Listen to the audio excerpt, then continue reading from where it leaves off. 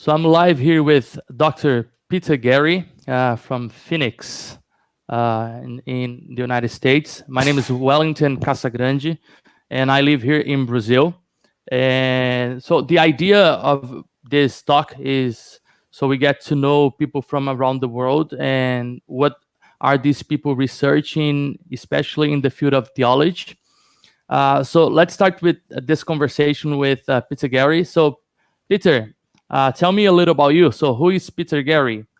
Who is Peter Gurry? That is a good question. So I teach New Testament at Phoenix Seminary in Arizona. I was originally born in Cincinnati, Ohio, so I'm from the Midwest, if folks know where that is. And I did my undergrad degree at Moody Bible Institute in Chicago, and then did a master's degree at Dallas Seminary. And it was really at Bible college and in my master's program that I got real interested in text criticism, which is what I do. And then I went and did my PhD at Cambridge in England. And I've been teaching here at Phoenix Seminary for, I think it's my third year here now. And I also co-direct the Text and Canon Institute for the seminary with my Old Testament colleague, Dr. John Mead. I've got 5 kids. One is just turned 5 months old. Oh, that's nice. She's not sleeping through the night yet, but she is doing great. She's very healthy and happy, which is wonderful. And we attend a Bible church here in Phoenix. And I've got, been married for, just over 10 years. I think it's 11 years this year. Yeah. Okay, so tell me a little about your history with theology. How, did you get in contact with theology? Yeah. So it's a little bit of a fun story because I had no intention, as most of us, I had no intention of doing what I do now when I was, say, in high school. But I had been homeschooled, and then in high school, I went to a Christian school where I grew up, and I had to take a foreign language, and they only offered 2 there. They offered Spanish and Greek. And I kind of always had this thing where I hated doing what everybody else did. So even though looking back now, Spanish would have been far more practical in some ways, I took Greek just for the fun of it and discovered that I really, really enjoyed it, just really loved it. And I found it fascinating to be able to read a printed Greek New Testament that was behind my English Bible, my English translation. And then when I got to Bible college, I went there intending to do Bible translation, actually, overseas Bible translation. But I discovered while I was there that I really, really liked to study. And I liked to spend time in the library, which among my friends was kind of made me odd. And where did you grow up? In what place? I grew up in Cincinnati, Ohio. So I felt a call to the ministry in high school, a pretty distinct call to the ministry. And I had grown up going to church. So I became a Christian at a young age. And for me, it was never a question of whether I would serve the Lord. It was just a question of how. So nice. It was kind of the combination of my love for Greek and a strong, we had a really high value for missions in my family growing up. We always had missionaries staying at our house. And so missions was just kind of a part of our family. And it was always something that was really important and valued. So I kind of put those 2 together and I thought I ought to go into Bible translation. But the more I discovered that I like to study, the more unappealing Bible translation became to me. But I realized Bible translators needed people to teach them the Bible, and pastors needed somebody to teach them, and youth pastors and all kinds of other Christian ministry workers. And basically, I just looked around and said, hey, all my friends want to do other things. They don't want to do academics. But I realized that they needed our professors to teach them so that they could go into ministry. And so it's kind of a simple thing of saying, well, what am I good at? I seem to be good at academics, and I seem to enjoy it, which my friends didn't seem to enjoy so much. And it seems to be useful. It seems to actually be needed and helpful to people. So I just kind of put those 3 things together, what I was realizing I was good at, what I enjoyed, and what I could see helped people. And so I thought, well, somebody's got to spend all day in the library, So if I like doing it, might as well do it. A place called Moody Bible Institute in Chicago. Yeah. So and then from there, where did you go to? So from there, that's kind of where I developed an interest in textual criticism.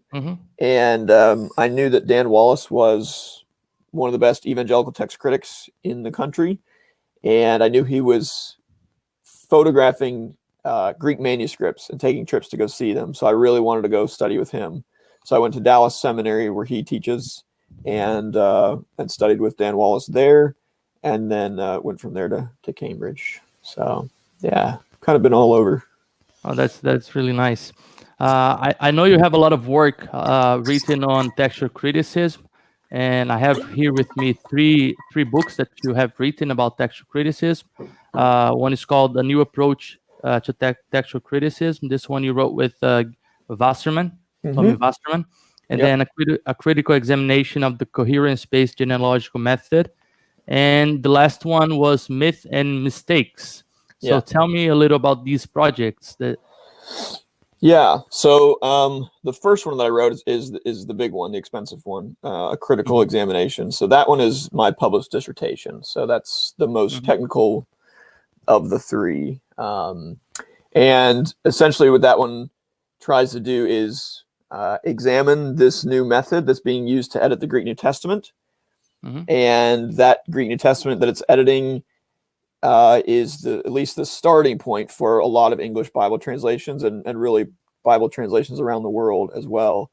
So I just was really curious about it. I didn't quite understand how it worked. And so my dissertation tried to answer two questions: understanding how it worked, and then examining it to see if it's any good, to see if it works. So I try to explain it in that book, and then I try to set up a number of tests for it to try to see if it works well or not.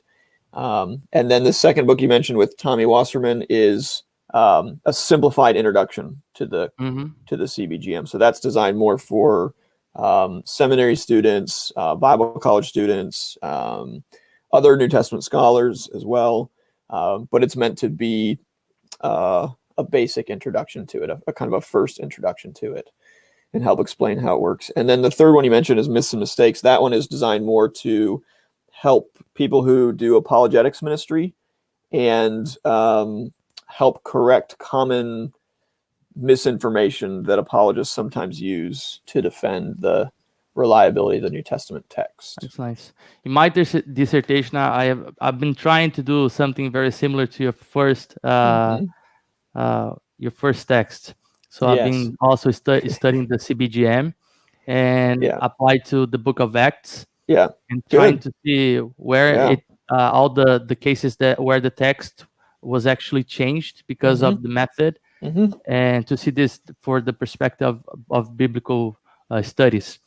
So tell me a little about, so you have talked about the Greek New Testament and a lot about the textual criticism. So for the lay people or people that don't know this term, so what is textual criticism? Yeah, it's a great question. So because we don't have the autographs or the original documents that the New Testament writers wrote, okay, we don't have Paul's original manuscript of Romans, okay, or the one that he sent to Rome. What we have are copies of the letter that he sent to Rome. And those copies, because they were copied by hand, they have differences between them. Scribes made mistakes, sometimes intentionally because they didn't understand it, so they tried to make it more understandable. More often, they are simple accidental mistakes.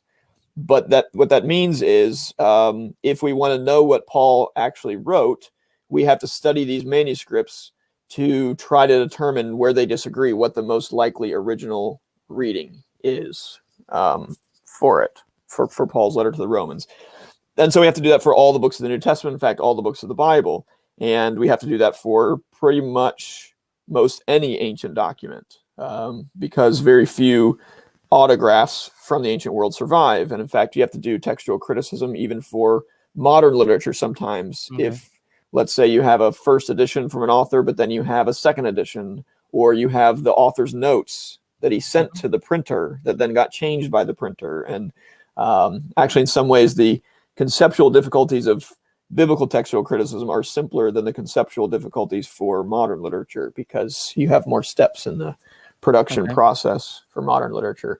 But yeah, that's the basic thing. So text criticism is trying to decide where the manuscripts disagree, trying to decide which one has the earliest reading, the original reading. And how is it different doing textual criticism for, let's say, for the Bible, the Greek New Testament, and doing it for a classical work?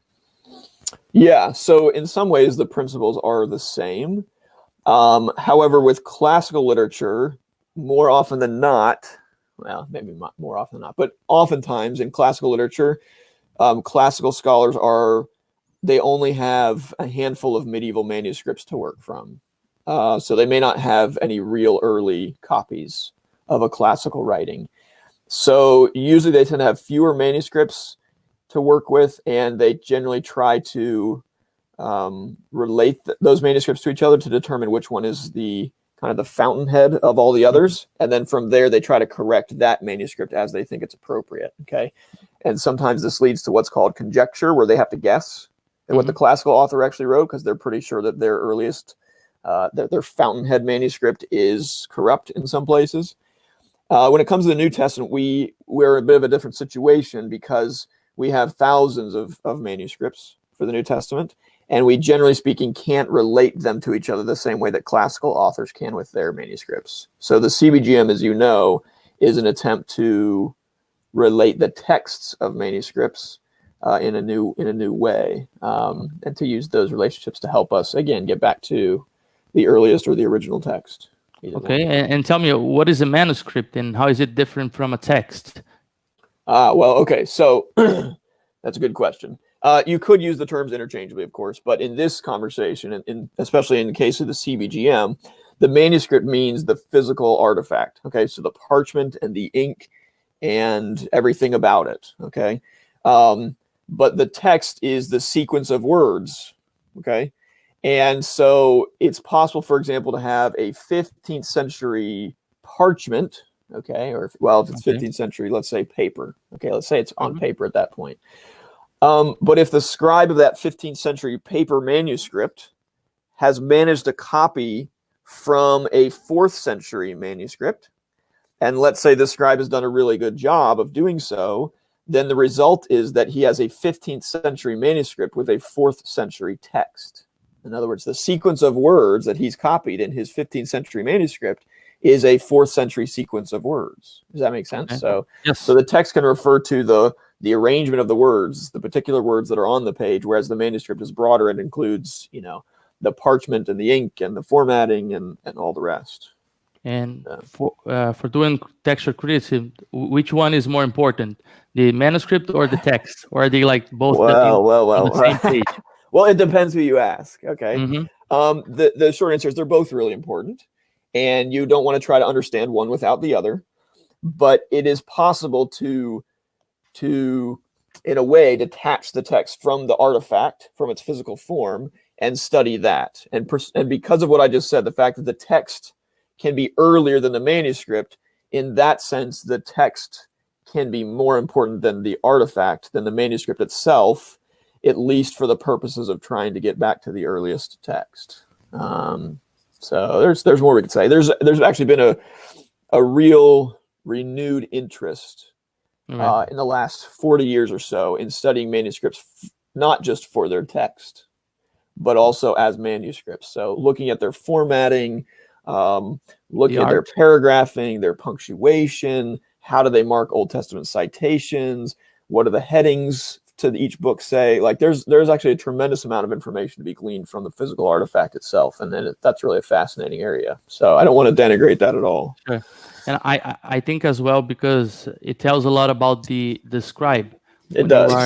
That's right. Yeah, when you're studying like the manuscript, you can have all the artwork that is done and maybe relate to a certain specific period of time. That's right. In other words, another way to think about this, Wellington, is like on my computer, I have the text of the 5th century Codex Bezae. Okay, an important manuscript, a kind of a quirky manuscript, but a very important manuscript nonetheless. And I could study the text of that on my computer screen, just the text, all day long. And if I never look at the manuscript itself, there's going to be a lot that I miss by doing that, right? So it is important to study both. Yes, and that's a problem, as I was talking to you before. that I said many scholars from Brazil, like we don't have many places where you can go really to look at a manuscript, and all you have is digitalized forms. And you can look at the websites and other places, but it's like we have the same problem in Arizona. Yeah, we have no New Testament manuscripts in Arizona that I know of. There's a few in California, but you're right, and that is a problem. And one of the things that really got me interested in text criticism was the first time I went on a trip with Dan Wallace and his Center for the Study of New Testament Manuscripts, and I got to actually see a physical manuscript. I had seen pictures of them, of course, but there was nothing like seeing it in person, and that was really what hooked me. Like, I just was fascinated by that, because ancient manuscripts are fascinating. You said that there are thousands of manuscripts. Like, how many? Like, it's very hard to really have a specific number. It is. But like, on average, how many can we say we have today?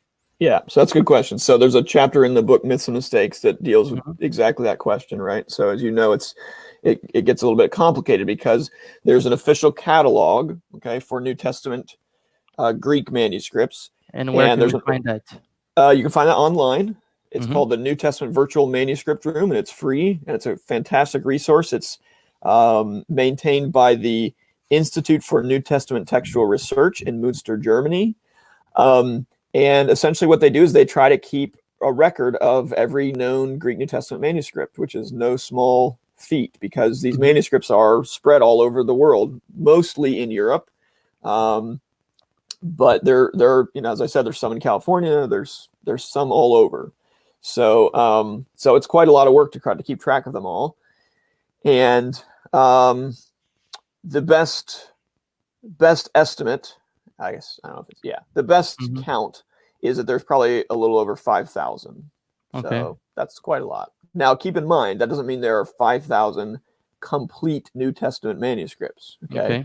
Even a tiny little fragment like P52, one of our earlier copies of the New Testament, it's the size of something like a credit card, right? That counts as one manuscript. But, it only has a handful of verses from John's Gospel on it. It doesn't, it's not a complete New Testament. In fact, go ahead. And besides the actual text of the New Testament written, what else can be considered a manuscript? Like lectionaries?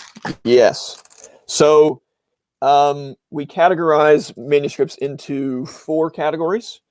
The papyri are written on papyrus. Many of them, I should say, many of our earliest, in fact, all of our earliest manuscripts of the New Testament are on papyrus, so they're part of the papyri. But we do have papyri manuscripts that go all the way into the 7th century, so they don't have to be early. And then the next category is what we call majuscule, which is not written on papyrus, but is written in what could roughly be called capital Greek letters. Okay, so it's the writing style. Then the next category is what we call minuscule, and those are never written on papyri. They are written on parchment, many of them, but then they're the equivalent of what we might think of as lowercase Greek letters, okay, or more of a script style, like a calligraphy kind of. That's actually the one you learn at school, right? Yeah, that's right. It's yes and no. Like, if you read a printed Greek New Testament and then go to read minuscule, as you probably know, it's not quite the same, is it? No. But yes, what you have in your printed Greek New Testament is lowercase for sure.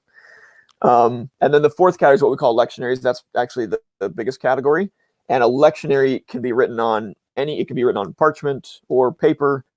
But a lectionary is selections of the New Testament compiled into an order to follow the church calendar. Okay, so for churches that have a church calendar and follow a lectionary, the lectionary manuscripts are designed to help with that. And then we also, I should mention, we do have evidence for the Greek New Testament on other things, like in inscriptions, for example, or ostraca, which is like pottery shards. And then what we call amulets, which are usually written on papyrus, but it's usually just like a verse, maybe 2, and it's on a little strip of papyrus, and then it would be folded up and usually worn around the neck of a person to protect them from. And there's like a whole evil. discussion if this should or not be considered a manuscript, right? That's right. Yeah, that's right. So there's a very good book on this by Bryce Jones. Yeah. Okay. Yeah. So like when we're talking about textual criticism, we see that throughout history, we have taken different approaches to the text. Is, for example, in medieval period, we've considered the majority text as the one to be like the textus receptus. Yeah. That was the one that was read in church. Yep. And then later on, we have other kinds of approaches like eclectic approach. And what's the difference of all these kind of approaches, and why we decided not to take textus receptus anymore? Right. Right. So it depends on who the we is, but the majority of scholars do not follow Textus Receptus anymore because there are some cases where the Textus Receptus prints things that are found in very, very few manuscripts. Okay. In some cases, maybe not in any manuscript at all, any Greek manuscript. So they've come into the Greek text through the Latin, for example. And so there's no reason to think that they're the original text at all.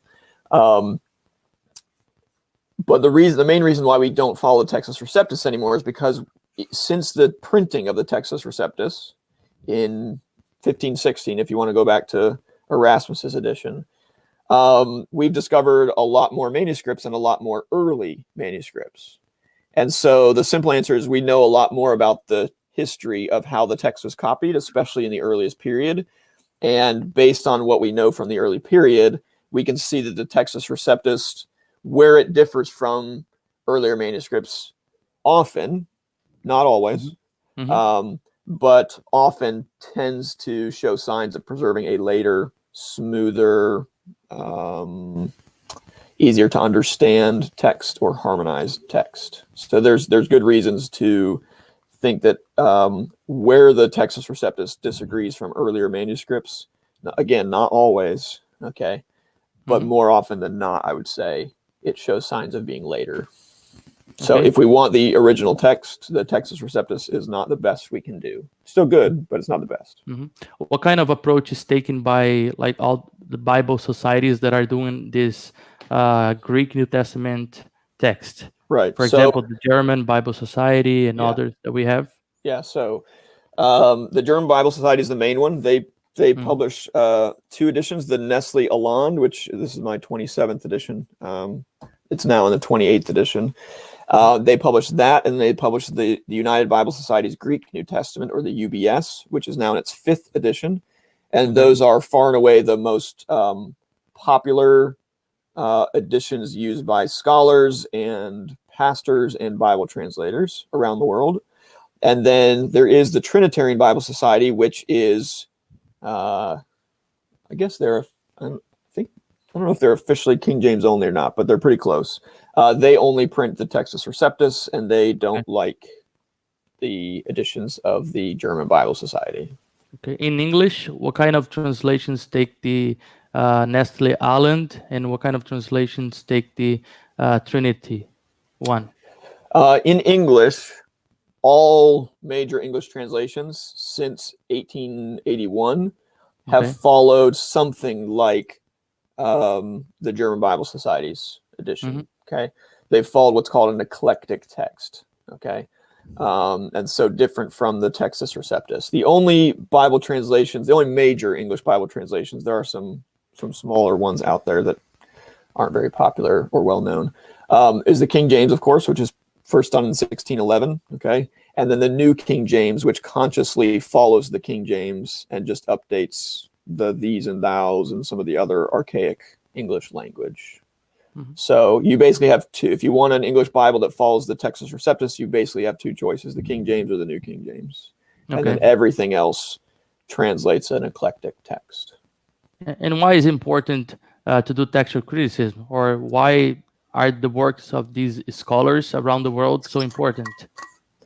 Yeah, I think there's a couple of reasons. I think as Christians, we want to read and preach and teach and do theology from the words of the apostles and their associates. We believe that that's where authority lies. It's in the inspired text of those apostolic writers and their associates. So for a Christian, it comes down to a matter of authority. We want the text that's authoritative, okay, and we want to be able to work from that as best we can, and have that as best we can.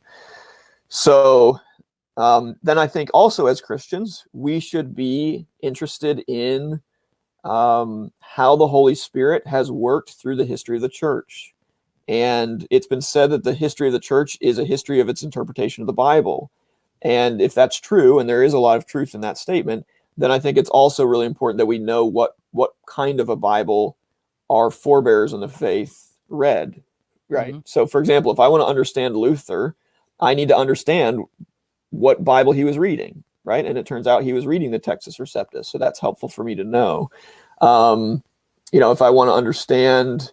trying to think of something. If I want to try to understand Origen or Jerome in the early church, it's important for me to understand what kinds of Bibles they were reading, right? And those can not only help me do textual criticism, but they can also help me, in some cases, appreciate how they did theology, right? And sometimes I may say, well, you know what? It turns out Origen probably wasn't reading the best text at a certain place, and so I'm not going to follow his interpretation there either. Does that make sense? So textual criticism can be an essential part of doing church history, studying church history. Okay. So I think it has value for that. You've said in one of your shows, actually, I think I watched one conference where you said that what is beautiful about this is every manuscript we have is the Bible that someone read in the past. That's right. So That's when we have like a manuscript from maybe the 7th century, we're actually dealing with the Bible that they had at the time. Right. That's right. Yeah. So I think that's really important because to the degree that we want to understand Christians from the past, and I think we should want to do that because that's a really helpful thing to do. It can be really helpful to know what Bibles they read. And so, yeah, one of the reasons why I love manuscripts is because every time I look at one, I say, I'm looking at somebody's Bible, right? And this is the Bible they probably read, and in some cases preached from, or did theology from, or wrote their church music from, So, yeah, I think it's really important. And that's nice. One of the books that you have written is about the myths and mistakes that we can find in new textual criticism. And I think you wrote the introduction part, and then you also wrote the chapter 10 about myths about variation, right? That's right. Yep. Okay, so tell me a little about this. Like, what are these myths? Maybe you can cite a few of them. Sure. And like, why is it important for us to know, and like, how can we deal with this? Yeah, it's good. So the reason that we wrote the book is because Elijah Hickson, my co-editor, and I are text critics ourselves by training, and it's a pretty technical discipline. It often requires a knowledge of multiple languages, both ancient and modern. It requires the ability to work with manuscripts, to study detailed editions of the New Testament that are technical, and all the rest.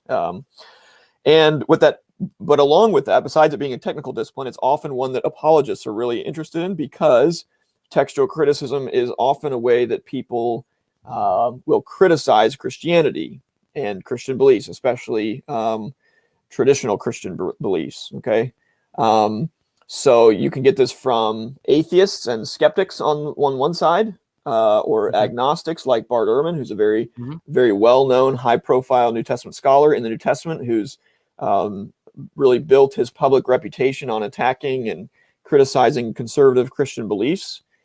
And on the other hand, you can get criticism from Muslims, and both sides, both groups will often attack the credibility of the Christian faith on the question of the transmission or the copying of the New Testament. And they will say, look, there's too many variants. The text has been changed. There's no way you can trust this book to tell you what's true about anything. Well, maybe not anything, but about Jesus, okay? Mm-hmm. And about the most important claims of your faith. So naturally, Christian apologists need to respond to those accusations, right? As Christians, we have to have some kind of answer to that. Mm-hmm. Are they right? And the problem that's happened is because textual criticism is a technical discipline, and because apologists often have to deal with a lot of different objections to Christianity, they're not always up to speed on the latest information about text criticism. So we really wrote the book to try to correct what we see as some of the arguments that get made in defense of the Bible, that get repeated a lot and used a lot over and over and over again, but that really aren't that good, that are based on outdated information or just misconstrued or misunderstood because they're not trained text critics. So each chapter of the book takes a different issue that's a kind of a common misconception or a common misunderstanding and says, hey, we're going to try to help you understand it better, correct the misconception, and then help you understand positively how to use the information. So we've got chapters on how many variants are there, a chapter on how many manuscripts are there, a chapter on how to use how to reference the versions of the New Testament, because people usually say like, oh, we have 10,000 Latin manuscripts, Latin copies of the New Testament, and that's exaggerated. That's an exaggerated number. So each chapter, or how do we date manuscripts? It's tempting for apologists to want to cite the earliest date they can find for a manuscript. So they look at a manuscript like P52 that I mentioned earlier and say, this is a copy of John's Gospel, and it was copied in AD 125, within 30 or 40 years of when John's Gospel was written, and so this is sometimes this is sometimes what we do, like we in good faith, because we want to defend our faith, and but sometimes we are like citing a book from the 70s or 60s about how many manuscripts are there. Right. And then when we go to a website like the one you cited, Münster Institute of New Testament, they have like that updated, I don't know, like every maybe every day, every month, and we have new information about manuscripts that are being found. And even manuscripts that were considered manuscripts, like you said, maybe an amulet, and they're no longer considered a manuscript, so they're like taken off. Yeah, so this kind of information is very important because we're dealing with our faith. So it's I think it's very important for us to have a very good argument. That's right. So I think the best summary of what we're trying to do is actually from Peter Head, one of the people who endorsed the book, and he says, Peter Head was my supervisor, so I'm a little bit biased toward him, but he says, I personally don't think that you can defend the truth and accuracy of Scripture as the Word of God with untruths and inaccuracies, right? Yes. And I think all Christians should totally agree with that, right? And I don't think when apologists use untruths and inaccuracies in text criticism that they're doing it in ignorance. They don't know any better. And so the book is designed to say, hey, now you can know better and use better arguments. And we're pretty clear in the book. We think the conclusion of Christian apologists is right. We totally agree that textual criticism is not a good reason to doubt the Christian faith, I don't think. Yeah, and that's a tendency. I think like the book cites, for example, a tendency we have to exaggerate the number of like manuscripts we have, variants, right? And sometimes to lower the number of manuscripts that classical works they have, just to make our argument stronger. Yeah. But tell me, Peter, like right now, what projects are you working? Like, what can you say? Yes, what can I say? What am I working on? A couple things. So, well, mostly I'm trying to finish the semester here. Okay. So that's the main project at the moment. Or to start a new one? No, we're ending here. So that's the main thing, is to try to finish well. But I'm working on a couple things. I'm working on an article on Ephesians right now, on a textual variant in Ephesians that I'm hopefully almost done with, and going to try to submit to a journal for publication the next month or so. And then I am co-writing a book with Dr. Mead, who runs the Text and Canon Institute with me here, and we're going to try to write a very accessible introduction to how we got the Bible. So he's a specialist in Old Testament, and I am a specialist in New Testament text criticism, and there aren't a lot of schools that have an expert in both of those. So we're trying to combine our forces, our powers, and write something to help kind of just the ordinary Christian, if I could use that term. Somebody who's not an expert at all, has never been to seminary, isn't a pastor, but they've got questions or we just want to know, like, where did the Bible come from? We have the Bible. Yeah, how do we get the Bible? So it's not going to be able to, explain everything, but it's meant to be an introduction to it for them.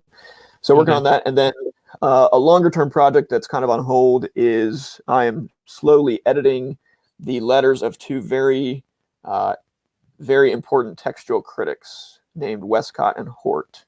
They wrote letters to each other when they were editing their famous edition of the Greek New Testament, and they've never been published. And so I'm slowly working through transcribing their letters to try to publish those. But that I haven't. Yeah, it is nice. I need to get back to it. This is a good reminder to get back to it.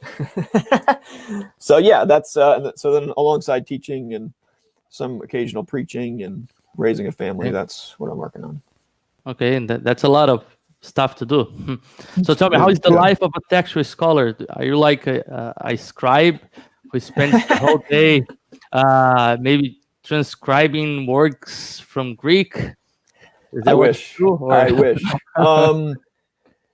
No, most days I am doing things that are very fulfilling, but not research related. So most days I'm teaching or getting ready to teach, or I'm in meetings, or helping with various odds and ends around my school, help with the school, help the school run. So a lot of that. But when I do text criticism, right now, for example, I am learning how to better use the church fathers. So I'm working on this variant in Ephesians 2. So I've been getting into the church fathers more and discovering that the apparatus of our Greek New Testament is not always reliable when it comes to the church fathers. So that's been interesting. But yeah, I do like to look at manuscripts a lot. One of the amazing things about being a text critic today is that so much of what we need to do our work is now really accessible online for free from anywhere. So that's just incredible because even when I was an undergrad, that wasn't true. And now you can find almost any manuscript you need online and get an answer to a question if you have it. So it's really... I think I'm biased because of when I live, but I think it's one of the best times to be a text critic because we have so many resources available so easily. And also there's a lot of collaboration between people around the world. I think text criticism has become a field of study where there's really a lot of camaraderie. And it's one of the reasons why I enjoy it. When I go to the big annual meetings every year, I think text critics just tend to get along pretty well. And we all realize there's a lot of work to be done, and it's best if we all work together instead of working separately. So nice. So I found it a very encouraging field to be a part of. I really enjoyed it. And so you said that today we have many more tools, yes, and so we can use. So tell me, what are some of these tools to facilitate this job of doing textual criticism, working with the Bible, working with the New Greek Testament? Yeah. So at maybe kind of the most popular level, you have stuff like Logos Bible software or Accordance Bible software. And both of these programs now have some really great text criticism tools. Things like where you can click on a manuscript number and it'll immediately take you to the page. Yes, stuff like that. Have all the morphological information, kind of stuff. Yeah. I use both. I love both of them. Yeah. So really, that's just incredible. That's great. So even just a seminary student can get pretty easy access to some manuscripts just from their own Bible software if they have it. Then you have things like free Bible software. I could mention stepbible.org. If your listeners have never heard of that, that's kind of a free internet version, a pared down version of something like Logos, but it has a lot of original language texts on there, so Hebrew and Greek, and it's got all the parsing on there as well, and it'll allow you to do some searching as well, which can be really helpful. And then probably the most important tool that we have in text criticism is what I mentioned earlier, which is the VMR, the Virtual Manuscript Room. And that's just it's a piece of online software that gets better all the time. Like, it really is amazing. I remember when they first came out with it, it was pretty exciting. And it's just gotten better over the years. So you can do everything in there from looking at transcriptions of the manuscript to, depending on the book of the New Testament you're working with, you can go all the way to look at the major critical edition, the ECM for that. So you may know that, Acts is online, and you can see the ECM data right there in the VMR. Jan Kranz over in the Netherlands has spearheaded the conjectural emendations catalog there. That's not the right name for him. I'm forgetting it right now, but it's on there. And you can see his amazing catalog of all the places where he's found New Testament scholars who have guessed at what the original text is. And it's kind of amazing how much data is in there. And it's like a space where you have like people writing comments about the variants, and also forum on there. It's not something like post, like a book you buy, and then you have all the information that there, and then maybe in 10 years you have the second edition. It's like you have a new edition every day, because you are seeing people interacting with the text. And that's something very nice about this whole technology age that we're living on. So the VMR is amazing. And then beyond that, we have software that's maybe not as accessible to the ordinary Joe, like me, even in this case, but software that helps us compare manuscripts to each other. It's called collation. So they use collation software to help with that, which is incredible. And then I mentioned the manuscripts, which are available, a lot of them in the VMR, and in other cases, sometimes from the library that owns the manuscript itself. So man, it's just, and then software like the CBGM as well. So it's a pretty incredible time. If you're a person listening to this who is tech savvy and interested in the Bible and wants to learn Greek, you should know that there's a lot of work that you can do to help. So join us. Yeah, we talked a lot about the CBGM, and like, what's the difference between the traditional, if I can say that, the traditional way of doing textual criticism and this method called CBGM? So one way to think about the CBGM is that it's a way to enhance the traditional approach. It doesn't replace it; it enhances it. Complementary. What's that? It's like complementary. So yes, exactly. That's right. Yep. So the CBGM uses all the traditional techniques that we've used in text criticism, and particularly the kind of the principles of deciding between variants. It makes use of all of those in some ways more than ever before. But then it takes the text critics' decisions across a lot of decision points. Okay, so take something like the Catholic letters, which are the books of the New Testament, usually after Paul in your English Bible, or probably your Portuguese Bible. So think James through Jude. Okay, so those are the Catholic letters or general epistles. And in those books, we have about 3,000 places where the editors of the Editio Critica Maior, the major critical edition, had to make a decision about the text. Okay, there was some difference in the manuscript, and they had to make a decision about what text to print. The CBGM keeps track of every decision they make, and then so you can't remember. Once you've made 2,000 decisions, you don't remember what they all were, right? And you certainly don't remember what each manuscript was that had each reading that you preferred. And so what they do is at each point of variation, you have, let's say, three readings. You have a choice between three readings. They pick reading A as the original or the initial text. And they say that led to reading B and that led to reading C. And the CBGM keeps track of every manuscript that has each of those readings, and then does that across 3,000 places of variation. Okay. So they create like a flow from the variants. That's right. So then they kind of map on your own decisions onto some particular point of variation. Let's say you have a decision that you're struggling with.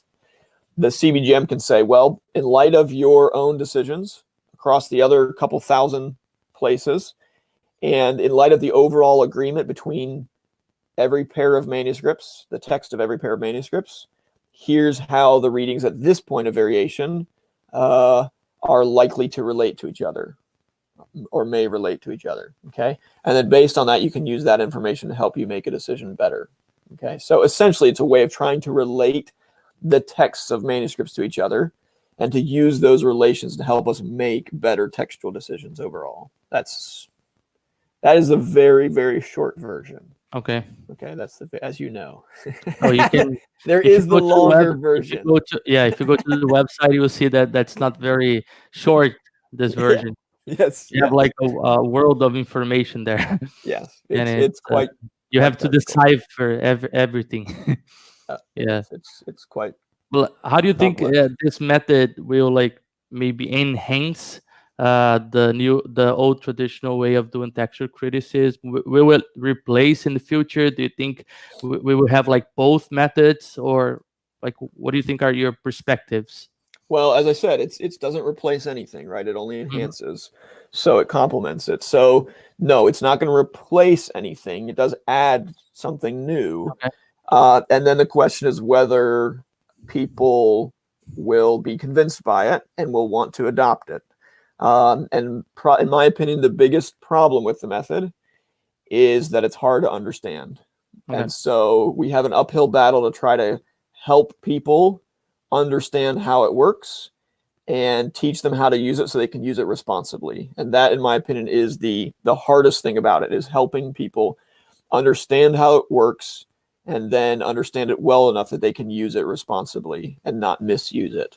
So that was a big burden that I felt in writing my dissertation, is to try to do those two things. And then again, in the smaller book with Tommy, was to try to help people understand it better.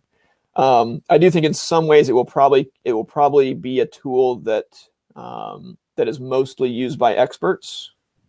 I'm hopeful that it would be used by commentators, but it remains to be seen. Commentators have a lot to do in writing a good commentary, and textual criticism is often something that commentators, frankly, are not very good at because it is so technical. And many commentators, everything they know about textual criticism, they probably learned back in seminary, in their seminary days, and they maybe haven't learned a lot more about it since then. So and yeah, you have a lot of information about the church father citation. Like if you go to the website, you have like all the citations from that specific book. Like right now, we have like Acts. What else? James. The Acts and the Catholic Letters, and then Mark. I think they're working on John. I think, or did they're working on John already? So they're working on a lot, actually. A lot is in progress. So Revelation is in progress. Mark is in progress, and Mark actually may be the next one that's out in print. John is in progress, and that one, they've been working on that for a long time. And I'm told, I think they're adding the versional evidence right now. So they have the Greek text more or less done. Okay. Can't remember, but they're definitely working on it. There's another team in the U.S. that's working on the pastoral epistles of Paul. So 1st and 2nd Timothy and Titus. I think there's a group in Greece that's working on 1st or 2nd Thessalonians. Yeah. So and then there's a group in Birmingham, England that's also now working on Paul's other letters. So yeah, that's a lot. To have finished by 2030. Yeah, that's the original goal. Yeah, okay. I think that was the original goal. It largely depends on funding for these groups and resources. So funding and personnel, having the right people on hand. So it's a lot of work. You know, I don't want to. I mean, it's a lot of work, and I appreciate all the people that are working on it. So I don't want to complain about the speed, because I know from just using the editions that it's a ton of work. So it's great. What's the difference between the digital edition and the printed edition? Because we have a printed edition that you can like buy, and then you also have all the information online. Like, are they the same thing, or? So they're not the apparatus is the same. So all the information in the apparatus that's online is the same that you get in print, and that's really, really helpful. And actually, there's some benefits to the online version because you can click, you think like where you're mentioning, you can click like the church father and it'll actually take you to the citation in some cases. The citation in Greek. Which is that's amazing. That's like so awesome. But there is introductory material in the print editions, and then there's supplementary material in the print editions that I do not think is online. Okay. Now, I think the one thing that is Klaus Wachtel's textual commentary for Acts, I believe, is online. And so that's one part of the supplemental material. It's like all the commentary that they have. Why did they make this choice or that choice? That's right. That's exactly right. Yep. And it's not on every variant because that would be too much, and nobody would want to read that, frankly. But it's on places where they had a tough decision to make. They felt like it was hard to make. They give you some commentary, which is really helpful to have. But yeah, there's a supplemental volume that has a lot of interesting articles in it and helpful articles that they wrote as a kind of a result of all the work they did on the edition itself. So yeah, the print volumes are really expensive. Yeah, I know. Yeah. Yeah. But there is stuff in there that's worth having. Right now, I'm just working with the digital edition because that's what I can afford for free. Yeah. Okay. Our last question, and we can discuss a little about this. So, talking about young scholars, people that are just starting to get some interest on textual criticism, what are some advices that you can give to these people? Like, especially for people that are in places where they have little access to actual manuscripts, like let's say like Brazil or another place where it's very hard to really have access to this kind of thing. Like, what kind of advices do you give to these people? Yeah, so I'd say if you're a person that's in a place where you don't have a good library or there aren't good resources in your language, the best thing to do probably is to start by going online. I am a contributor to a blog called the Evangelical Textual Criticism blog, and I encourage people that are which is a great job. It is a great blog. It's a great blog, and I don't say it just because I help with it, but it's a great blog. It is. So go there, and if you're really interested, it tends to be at a more technical level. It's not necessarily written for pastors per se, but if you have any interest, go there and just start following along in the conversation, and write comments, and don't worry about feeling stupid to ask stupid questions. That's the only way to learn. Just ask questions. What else? Practice your Greek. You don't need a lot of books to practice your Greek. You need a Greek New Testament and a grammar. So if you know any Greek, work on your Greek and improve it. And then I'd say go online and try to start reading actual manuscripts. That's the best thing you can do. I mean, we're all lucky to live in a time where you can just go online and look at a manuscript. If we had been born 100 years ago, if I were living 100 years ago, I probably wouldn't have never even seen a manuscript because I wouldn't have been able to living in the U.S. Certainly not where I grew up. So for a long time, discussion groups online as well. Yes, that's right. There's a Facebook group. Yep. So I joined those. There's actually a number of them now on Facebook. Probably the best one is just called New Testament Textual Criticism, I think. Something like that.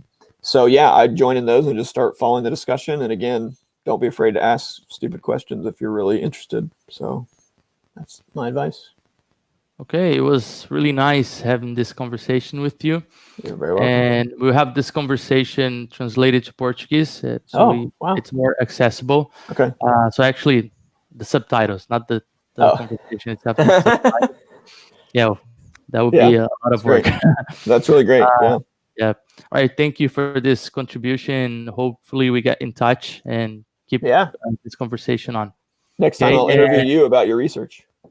Okay, in a few years, maybe. There you go. I still have like a couple of years to go. Yeah, sure. All right. Great. Well, thank you very much. You're very welcome.